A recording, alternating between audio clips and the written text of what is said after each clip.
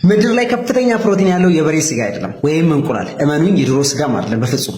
ምንም ጥያቄ የለውም የፕሮቲን ምንጮች ናቸው፣ ግን ገደብ አላቸው። ላስረዳችሁ። ለምሳሌ የበሬ ስጋ ከ100 ግራም በአማካኝ 26 ግራም ፕሮቲን ነው የሚሰጠን። እንቁላል ደግሞ 13 ግራም ብቻ።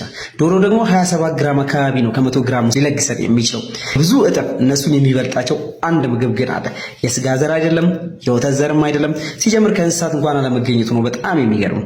ታዲያ በጣም በፕሮቲን ከመሙላቱ የተነሳ አንድ ማንኪያ እንኳን ከብዙ ስጋ ያልተናነሰ ብዙ አሚኖ አሲድን የመለገስ አቅም አላት።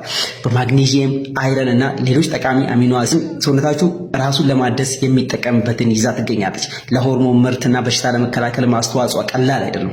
አትሌቶች እንኳን አቅማቸውን ለማሳደግ፣ ታማሚዎች ካገገሙ በኋላ ጥንካሬ ለመገንባት፣ እንደዚሁም ሳይንቲስቶች ለተለያየ ስነ ምግብ እያጠኑት ይገኛሉ።